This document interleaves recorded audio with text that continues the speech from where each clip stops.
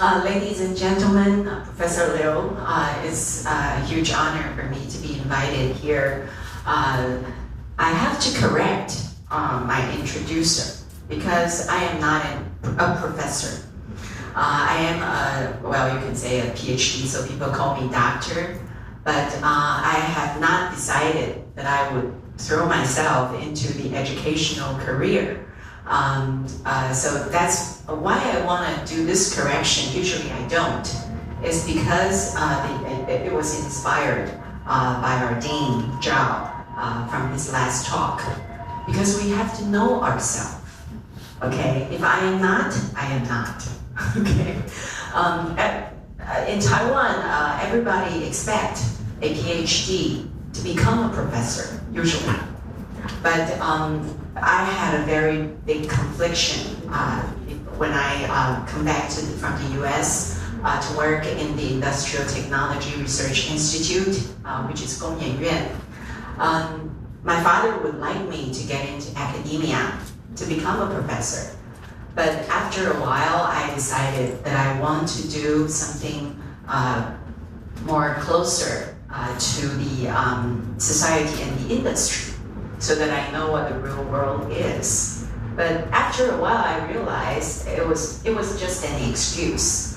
It was because I am afraid of being evaluated, okay, all the time, because you have to be promoted through the tenure track, and that was probably a good excuse for me. And I was very lucky to stay in ITRI and become a sort of like a researcher and developer, okay, R&D person. That I was very lucky to be given an opportunity to do whatever I want, okay, and that was really a rare opportunity, which is even luckier than the professors in the academia.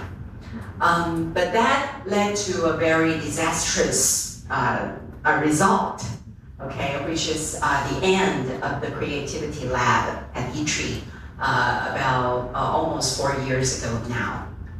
And however, we were very lucky to have almost 9 years to be in the creativity lab to do whatever we want, okay? But I think the experience itself is something that I can perhaps one day become a so-called scholar, because I had this 10-year experience to analyze, to look back to really ponder what happened and what actually we can learn from those experiences. So I thank Professor Liu to give me this opportunity, because I can actually look back to see what actually happened. Although today it's probably going to be just a preface of if there's a book one day that I would write about the Creativity Lab's experience. But I want to share with everyone here is the individual uniqueness. Okay, perhaps what I did context-wise is between culture and technology, cross-disciplinary R&D. However, it was also an excuse. Okay, it was also an excuse to enable myself to cross out of my original expertise, to get in touch with people in other fields, to understand why I was not that happy. Okay, and in this journey that we were very lucky, not just me, but everyone in the creativity lab, we were really lucky to see humanity, you can say that. Okay, now I want to start with this very rational picture, saying that the background that we started with was that we were thinking about the industry, the development of Taiwan. And we want to migrate from OEM to ODM, and perhaps we would have branding. Okay, nowadays everybody also still wondering how we can have our own brand one day, especially people in the design field, and are really energized to really find a chance to do that. However, there's a huge gap here after just perhaps 1 month that we established the Creativity Lab in 2004. We found that there is a very huge gap between the two. It's not just a linear migration. It is how we think, how do we inspire, inner creativity. Okay, it is inside of everyone. How do we dig it up? And it was not in the educational system. And how do we develop something that would, a product, a so-called product, that would really touch people, okay? And also, how do we sell these things to everyone around the world, okay? These questions basically define a very interesting aspect that me as an engineer, educated as an engineer, and all of my colleagues in ITRI, we're basically mostly engineers. This is what we cannot answer, okay? We don't know. We have no idea. We were not trained to do that. So in order to find out about it, at that time, in ITRI, people got aware, which is almost more than 13 years ago now, that we are aware we need to go from made in Taiwan to created in Taiwan. And meaning a lot of the times we were looking for methodology as an engineer. We're looking for methodology all the time to solve problems, to find solutions.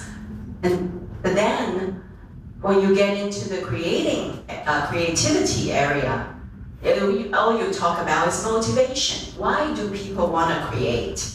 And how do you keep them creating? Okay, how do you make them not give up?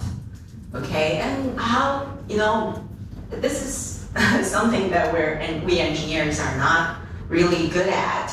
So at that time, it struck me that artists are what we want to work with. Okay, why? Because they are very motivated. Okay, they don't have consistent salaries. Okay, they can work on their art even when they're starving. Why? Okay, why is that? So I think that was an excuse for me again, that I want to work with artists, because after a while I found out that I should have been an artist ever since I was little, okay? So that's why I want to go back to the origin to find out. And in the process, we were very, it was interesting to find out that in the manufacturing industry in Taiwan, we were all talking about control, because once we have a process, once we have methodology, we just use it to control, okay? And we can evaluate, and we can know whether we're doing good or bad. But then in the field of creating, you have to facilitate. You can't force people to come up with a good idea to file for a patent tomorrow, okay? It's not something you can control, but you have to facilitate. And then on the other hand, if you can control, you can do planning. That's what we do in ITRI all the time, and what we do in the manufacturing industry all the time. But in the field of creating, you can't plan because you don't know when a good idea will come out. All you can do is to maximize, the chance that a good idea can come out. But how do you maximize the probability of the good ideas to come out? That is an interesting question to ask. Okay, so that was me in my past life, okay, as an engineer, okay. When I was in the optoelectronics lab, I was working with a lot of very excellent engineers and scientists. And at that time, we were doing a 3D display monitor, okay? And auto stereoscopic, meaning you don't have to wear glasses and you can see stereo, okay, images. And we also were working on 3D camera, okay, so with just one camera shot, and you can get three-dimensional models to model it on like what you use in animation and things like that. Okay, and I was very lucky to find this picture because this was probably the only picture that I have with the team. And all the other pictures are all on the device. Okay, so all the pictures are cameras or displays or ICs and everything. Okay, and at that time we were quite happy that we got a sort of like a big prize from E3. But then very awkwardly, we didn't know where to go. Okay, because a 3D display, Taiwan has, at that time, it was very advanced. It was more than like 15 years ago. There's no industry would want this to manufacture because there's no market. Okay, when we say no market, it means the big companies, the branded companies, didn't have products in the market, so we don't follow. Okay, so this is very interesting, and during that time that we had a very successful invention, however, didn't know where to go. Okay, but then I was very lucky to get in touch with MIT Media Lab, and at the MIT Media Lab, we were originally working with them on this auto stereoscopic display. However, they gave us a very good deal that with a very little sponsorship, we can get into their lab to see everything. And we can.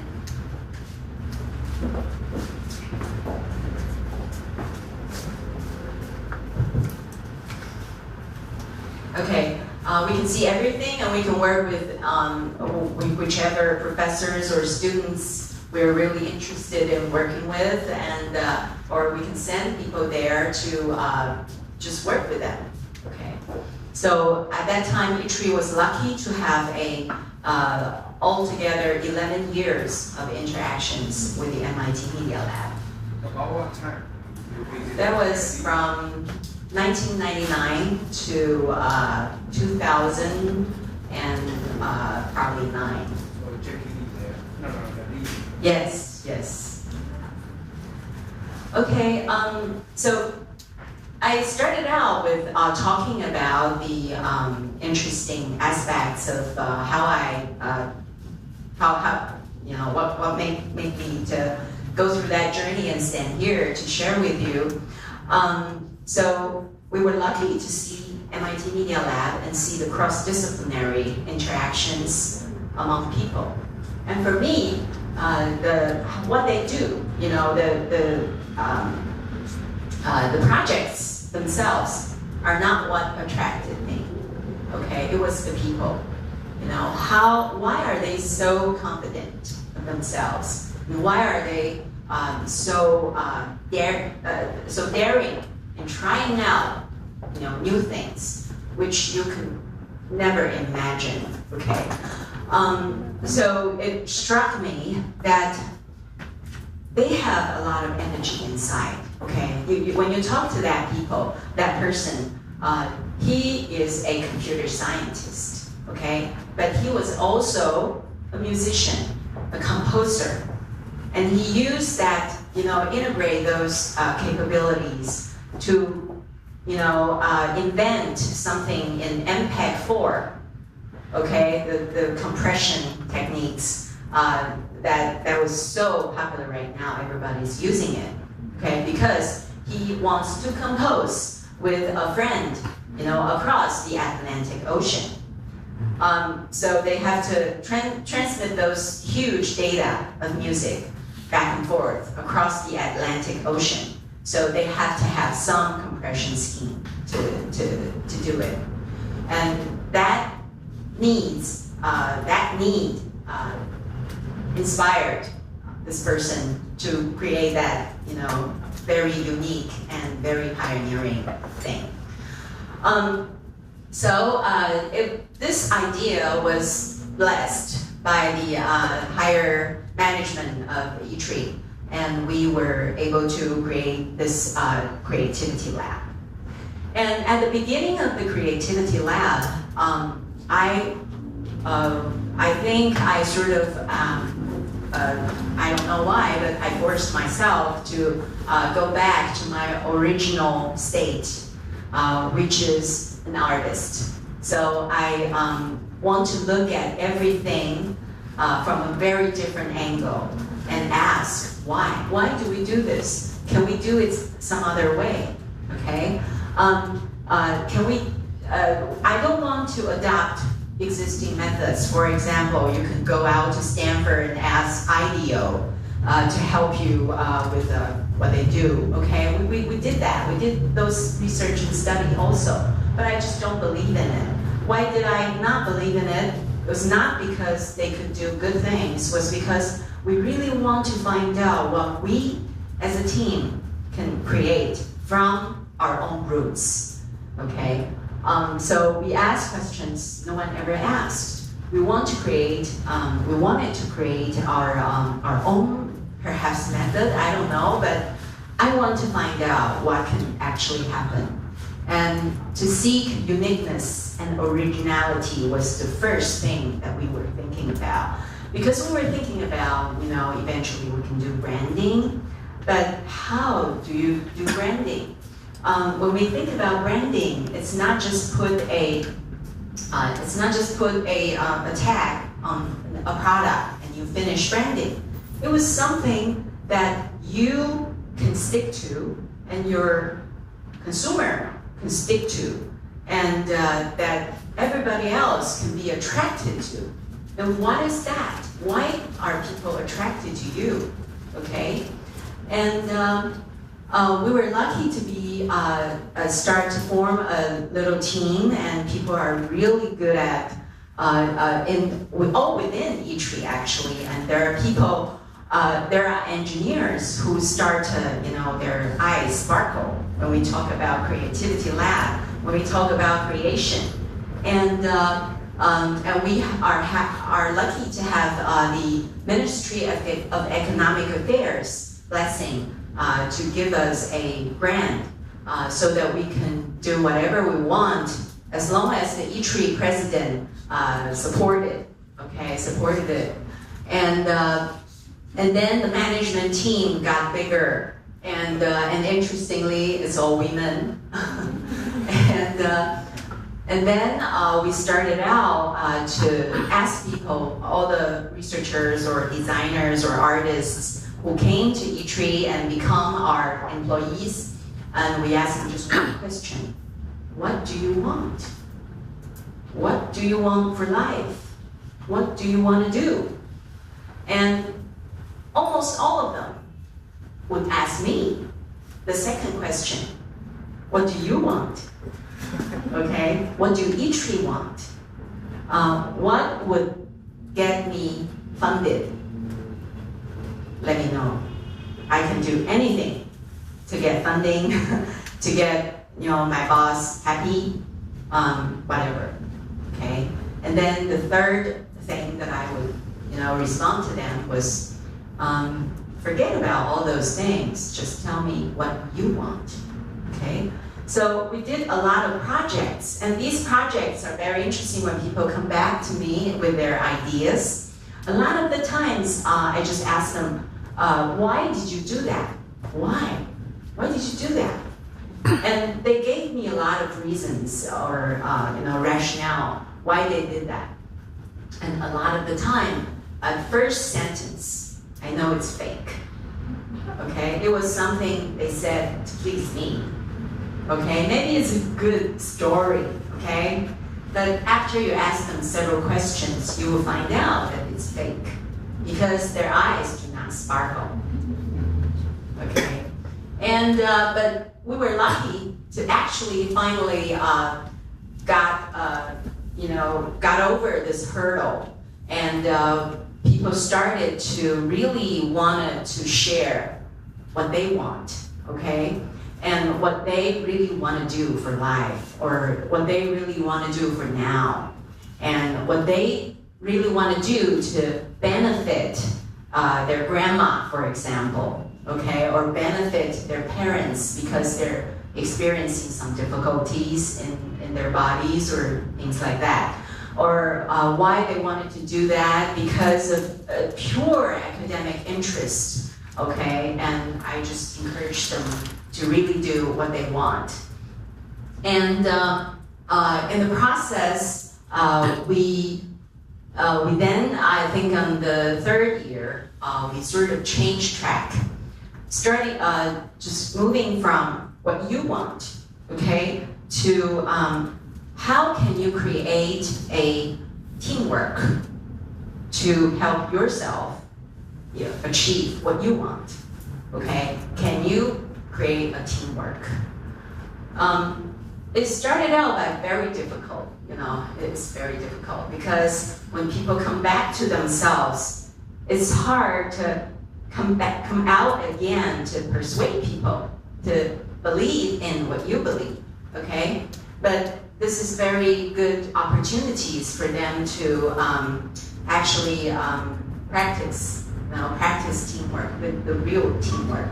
And those who are smart, found a way to convince people by being convinced.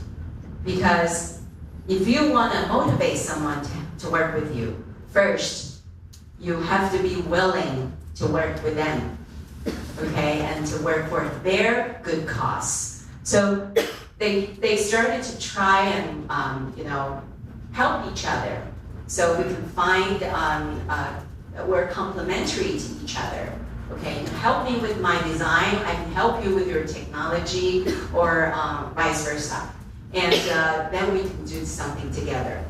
Okay, so in this process, which although it was easy to talk about, but it was actually very painful. Okay, because we're constantly challenging each other's patience, constantly challenge each other's beliefs in themselves, and also beliefs in your team members. And so it was very interesting, actually. There's a professor in the MIT Media Lab once told me that they actually were living in it, okay?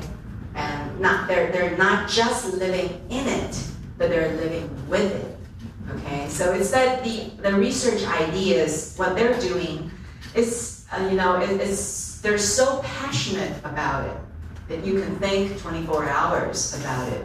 Not because your boss wants it, or not because someone's chasing you to ask for results, but because you just enjoy the feeling of living in it, living with it, and thinking about it all the time, and making it part of your life, okay? So that was a very, very interesting process. And we also have the honor to train a lot of the e-trade managers and actually industrial managers about how to be creative, how to lead a creative team, and things like that. And we also work with some industrial companies. In this case, you see the Sanyang, SYM, to create concept scooters and everything. But then we found that not every idea that come out can actually create values, meaning accepted by the industry.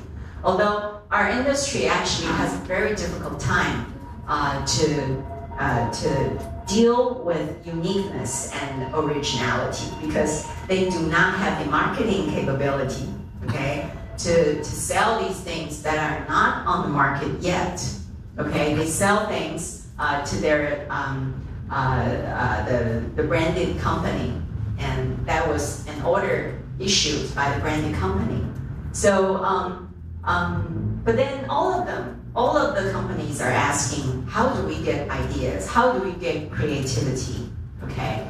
And when I was saying that, how do we maximize the probability of getting a good idea, is that you have to have lots of them. You have to have a lot of ideas. Okay? This is a probability game in the world of creativity.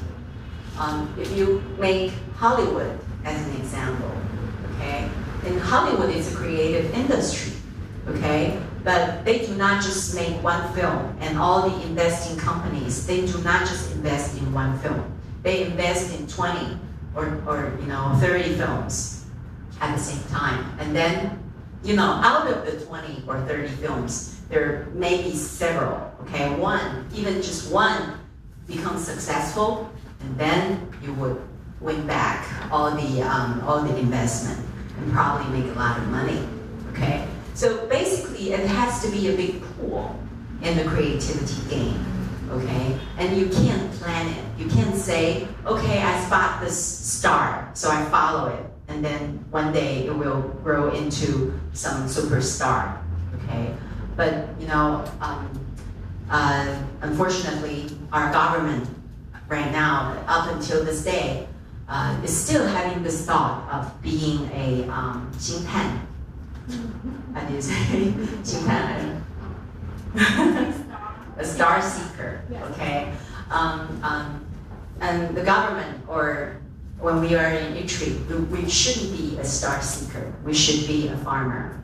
And you have to, cultivate the field, make the earths where, are fit for different seeds that would sort of fall down on your fields. And you have to make the weather good. You have to have sun, you have to have the air and the water. And how do you, how do you adjust the percentage of them, okay, so that you can get a good environment. And then we were lucky to have the opportunity to do Pavilion of Dreams, okay, the 花博梦想馆. Okay, and in that Pavilion of Dreams, we were able to really have a huge project to work with artists, designers, and everyone, okay? And also engineers being really motivated in seeing, gee, our technologies can be put into something that is so beautiful, okay? Because it used to be that they work with manufacturers and the plants, and you can't see things that beautiful. Usually it's just a device, and you don't know what its functions are. But then in this area, and they actually see it. And we were and then we were we were invited to Ars Electronica, and Ars Electronica asked the National Palace Museum, okay, 故宫 and the 公演院, okay, in Italy, to do a piece, which is sort of like a art and technology. And I'm gonna put up some video so that you can see.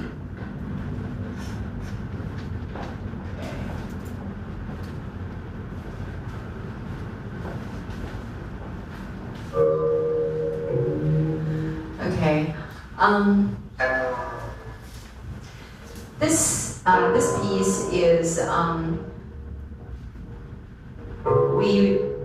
one of our researchers was inspired by the calligraphy in National Palace Museum, and found that if we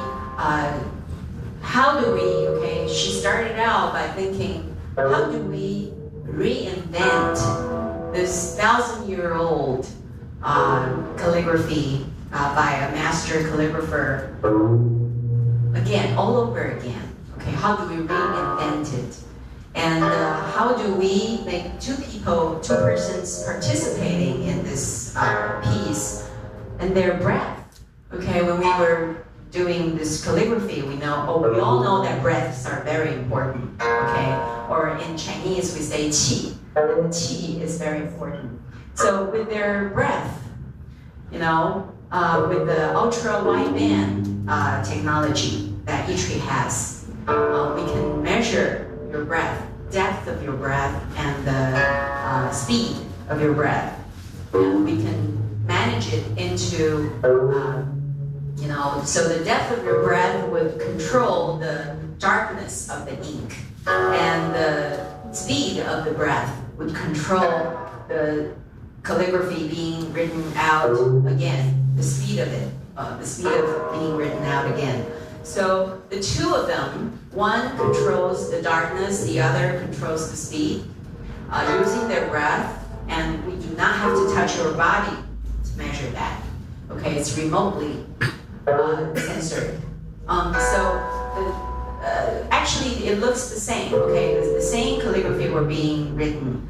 However, the shades and would look different. Okay, because if the breath is not being coordinated, then you would probably have a very big blob.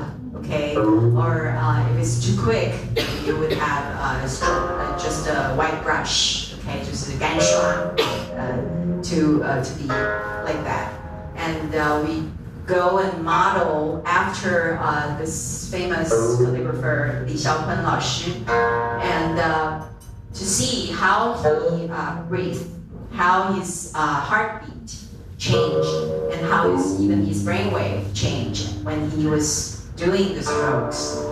And very interestingly, it was when he picked up the brushes and started to write the calligraphy, actually you can see that his signals went into a alpha state, if you say, okay, an alpha state. And then right after he finished writing and put down his brush, and he become ordinary person like us, okay? Very interesting. But then we use him as a benchmark for the piece that we're doing, so that whoever come to this the exhibition and start reading would have a baseline of this calligrapher. And we know that we are probably too quick, and then we become blobs. If we breathe a little bit too slow, and it becomes white branches. Okay. That was technical, but however, this idea of combining the two together amazed the European community very much. And some of them told me, this is the first time that I know that calligraphy was not from Japan. Okay? And some of them told me, wow, this is just so zen. And this is the first time I can really be in touch with Chinese philosophy. Okay, I actually experienced it. And it was very lucky for us to have this opportunity to create this work. It gives us an inspiration of knowing ourselves. When we started out the Creativity Lab, we were talking about you have to know yourself, okay? But how do you know yourself? And technology-wise, how do you think about it? Through your breaths, that was the first step. And through your heartbeats, first step. And that was 2007. And then we can see a lot of people are wearing Apple Watch nowadays, okay? And we were so happy that we actually saw the trend. But then people would ask us,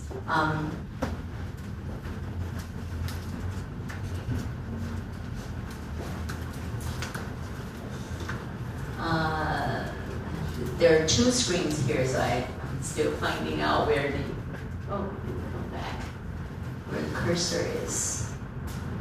Okay.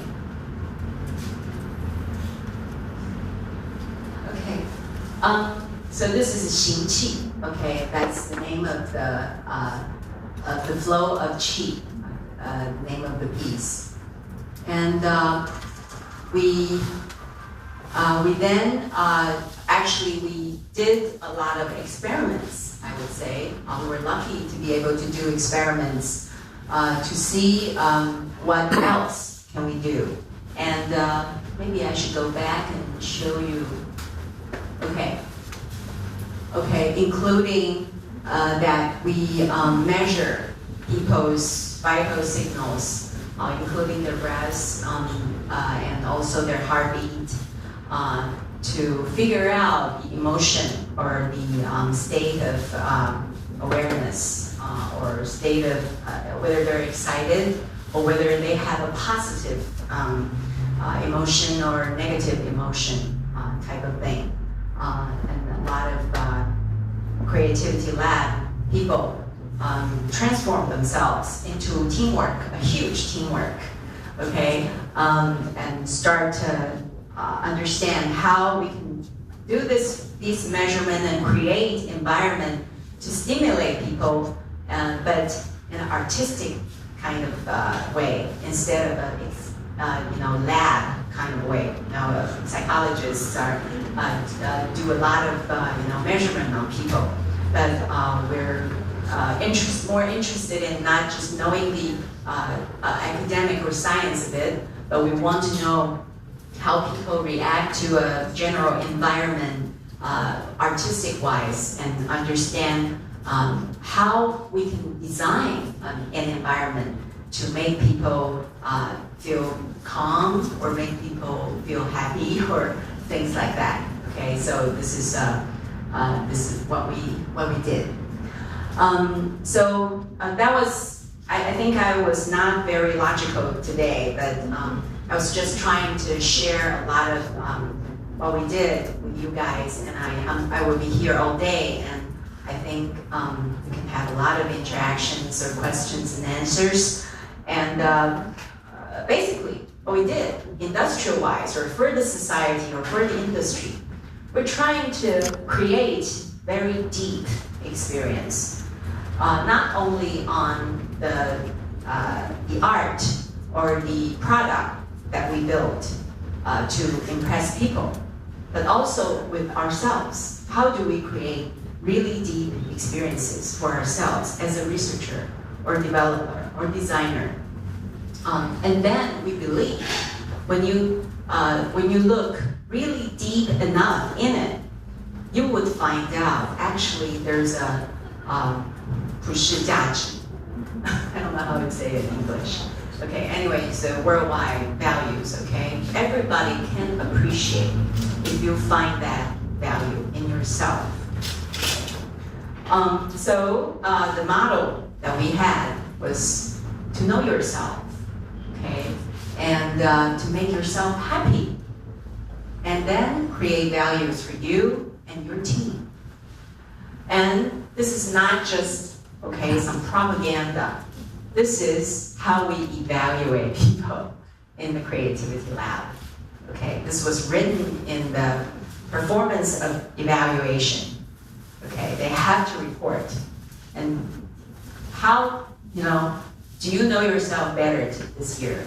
Okay, are you happier this year? Or are you not happier? It's okay, tell us, okay? And what values did you create for the team, of course? Everybody asks that, but what values did you create for yourself, okay? And actually we purposely created an environment to inspire people to, we put scientists, engineers all together, and designers, artists, marketing persons together, and we grew larger, and we were really blessed to have a lot of engineers in E-Tree who came to us without their boss's consent, but wanted to work with us because they think it's so fun, because they think it's, we made them remember why he got into engineering, okay, because of the love of something, perhaps robot, perhaps just a comic books, but after a while he forgot why he is in this robotic team, because all the robots we did were just solving technical problems for our customers, instead of creating something that we really want ourselves. Okay. After a while, because the change of leadership in Yutri, the new president did not think that crossing disciplines or crossing out of engineering or science disciplines are what Yutri want anymore. So the creativity lab was closed about 4 years ago. And after that, actually, the lab are still a very, you can say, close team until this day. And we have annual gatherings, and we share our findings and how we become influential in our own new team or our own new workplaces. And I really don't know how to translate this, so I think you have to let go so that it will come back. And it was really painful for me when the lab ended. However, I think after 3 years, I was finally able to get rid of the bad feelings, but because it was like my baby, okay? So when your baby dies, you actually would be very discouraged. But then I think it's very important that we keep, all of us kept believing in ourselves, believing in the potentials that we have, okay? Regardless of how the environment changes or how your boss think, it didn't really matter. And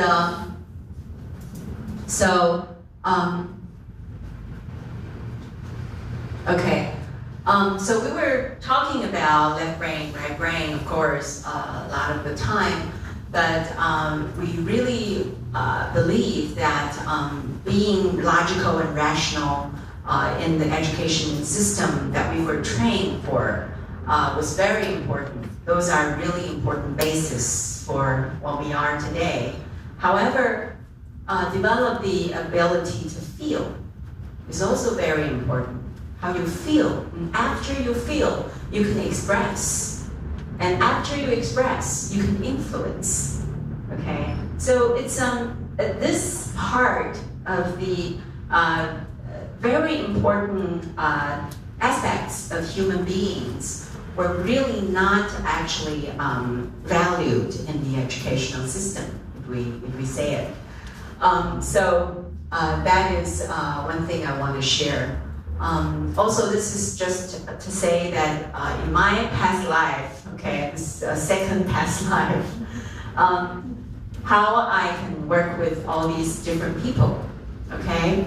And of course, to make values, to make it sustain, okay? To make it not die.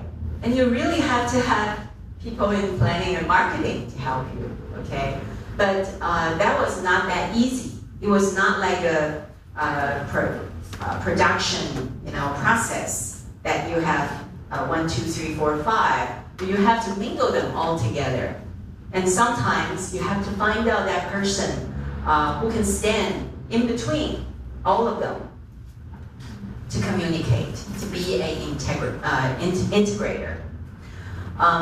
So this was a very interesting journey for me to find out that yes, I am that person actually, because maybe it's the reason why I was not happy when I was an engineer, when I was just an engineer, and maybe when and maybe that's why that brought me to create, to found the Creativity Lab, and also to have a lot of designers, artists, and scientists to be my friends, to work together, okay? Because I want to work with all of them.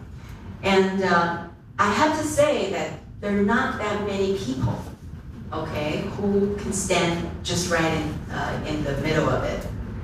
but there are few in the society, and we need to provide opportunities for them because they are the people who may create some values that we didn't even really imagine about for us, okay? It is not right to make everyone someone standing in between, but it would be okay to train our engineers, designers, artists, and scientists to be able to talk to each other, okay? To be able to work with that integrator to become a team, okay? And that is a very interesting, I think, experience or capabilities that we may develop through life. Okay, so coming back to this picture, this huge gap, okay, when we talk about industry, when we talk about economy or the society, and this is probably how we integrate values. Actually, we have a lot of values in this society, but we do not have the self-confidence to believe in it. And we do not have the capability to integrate them together to form a new thing, okay, to form a more influential thing. So this is why, this is what I want to share with you today. And there are some checklists I will leave with Professor Liu. Perhaps you would want to look at that. Media Lab professors through the years gave me some very good, interesting inspirations. So I wrote it down for whether you can enjoy identity crisis. Okay, am I still an engineer? Okay, the day we formed the Creativity Lab, a lot of my engineering colleagues asked me, are you sure? Are you gonna leave engineering? How do you make a living later? They're very, very worried about me. Okay, this is an identity crisis. And can you deal with it? Can you put yourself in a mist, okay, in the forest, and not knowing what to come, okay? And a lot of entrepreneurs, I think, and here we have today, are facing this every day, and artists also, but they live with it. They enjoy it. And can you appreciate diversity, okay? Not just appreciate it, but actually work with it. And can we challenge ourselves to invent new paradigms rather than just doing incremental work? And do not stop. Keep redefining yourself. Okay, every day I have a new me, and I revolutionize myself every day. Can we do that? Okay, this is innovation. Okay, and also we think that there are several interesting quotes. I just organized it together to share with you. A perspective is more valuable than IQ. Okay, and if you have a different perspective, even like me, I am not a very smart person, but I found that I usually look at things different ways than my fellow colleagues or my boss. So when I speak up, they will find me smart, but I'm not. I'm just looking at things differently, okay? And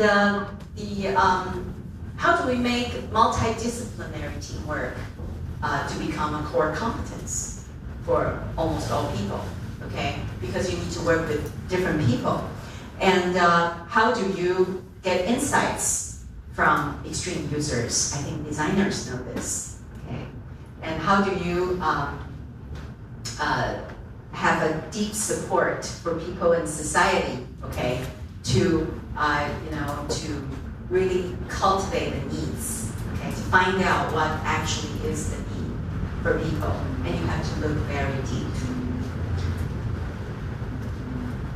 Okay, I think this is the last few graph. So when we talk about motivation, the created in Taiwan journey, and actually what is the KPI, okay? And everybody asked us. including the Ministry of Economic Affairs and my bosses. At the beginning, of course, we don't know, we can't answer. Okay, we could just use the old KPI, but then it was a disaster. Okay, but then after a while, we probably can know a little. Okay, you have to have diversity. How do you measure your diversity? Actually, can be measured, and you have to have vitality. How do you measure vitality? And you have to create social impact. Okay, not just economic impact, but social impact. And by social impact, you have to focus on people. And with social impact, economic impact follows. Okay. So I don't have all the answers to these questions, but you probably have, and please share with me. And thank you very much. This is all my talk.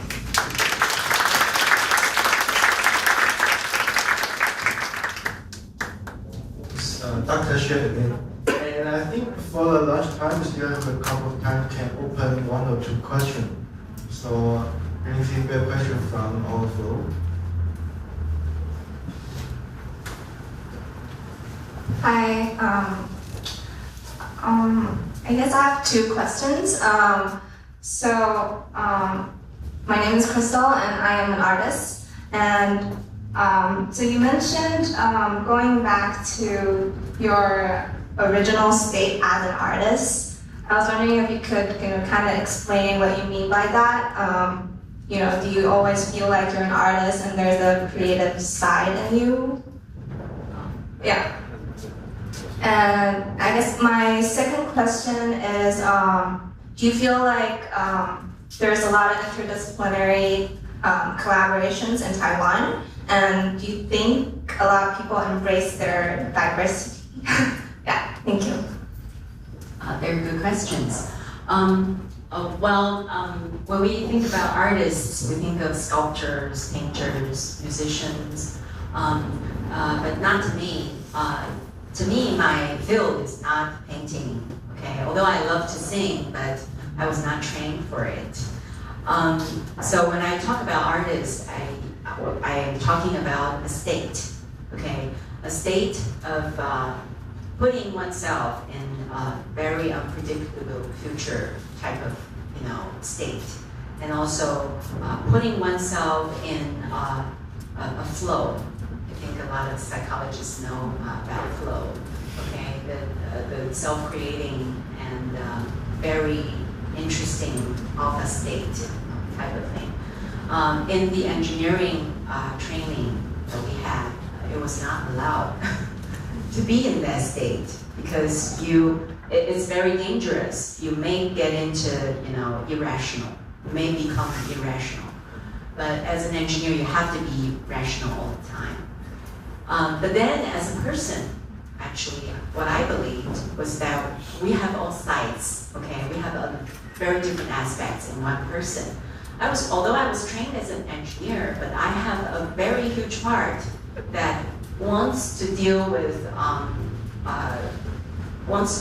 improbable things. I want to challenge the impossible, and I want to sort of put myself in a uncertainty and to see what's going to happen. Okay, to sort of stand in front of the cliff. Okay, so I don't know if that's artist because you're an artist, you probably can judge that. But I was talking about the state. Okay, and the second question was about the diversity in Taiwan. And I think we all believe that Taiwan is a very diversified countries now, and we encourage everyone to speak up. And I think we're doing really well at that. However, with that environment, we are still to develop the capability of communicating to each other, to collaborate with each other. Okay, we encourage diversity, but how do we deal with diversity? There was a reason why we didn't want diversity before. Okay, because diversity is not is not easy to work with. But once you have diversity, you have to know how to communicate, how to collaborate, how to understand how to see the difference between the two of you, and how to see the common, traits, between the two of you, and to work with the differences and the common. Okay, both will help you. So that's what I think. What we do, and it's not that difficult. And in the experience of the Creativity Lab, which is probably going to be one of the chapters that I'm going to write, is the teamwork, how to understand the other person. And there are many tools you can use or skills. Thank you. Okay, although we already have lunch, but I think we can still open one question. Sure. Yes. She's from architecture. Professor Xue, it was a very interesting lecture. I really enjoyed it, and I like the fact that you said it was a tango because it's a give and take situation. But I'd like to ask you the question when you mentioned integrator, or you're talking about the person in the center, the one that can facilitate, a facilitator. I almost imagine like what they mentioned during the Renaissance man, that can cross field and create. And I'd like to ask you, how do you think in our education system we can actually facilitate or enable more facilitators or integrators? Thank you. Yeah, that's a very good question. I think we need to first value those kids, those children who cannot fit themselves into the scoring cards, and they probably behave not well, okay, because they can't find a place for themselves in the classroom, okay. They may not do well in math, they may not do well in English, okay, but they're really good with people. Okay, those people who are good with people, who can talk with people and make people like them.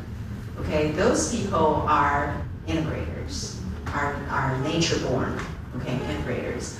But in the previous educational system, we did not value that, so they couldn't find a place for themselves. Okay, and like me, I was very lucky because I did well in English and I did well in math. So I was able to acquire educational opportunity. Okay, that was a luckiness for me. But then I still have to break through a lot of boundaries to find that, okay, I am that one. But then in the Renaissance man, I don't know if it's the same though. If we look at Da Vinci, or if we look at Da Vinci or the Michelangelo type of person, they're really good themselves. Okay, they're just geniuses. Okay, but I'm not.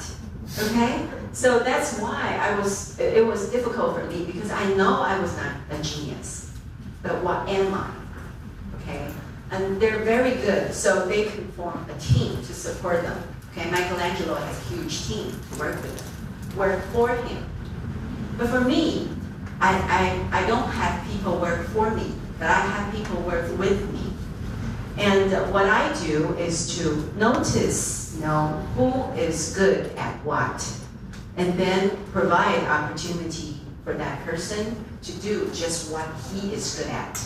And then I facilitate the other person to help him, okay, because he needs help. But then the other person is willing to help him because it's using his, what he's good at. So I don't think Da Vinci did that. I'm not saying that I'm better than Da Vinci, but I think I'm better than Da Vinci in this area.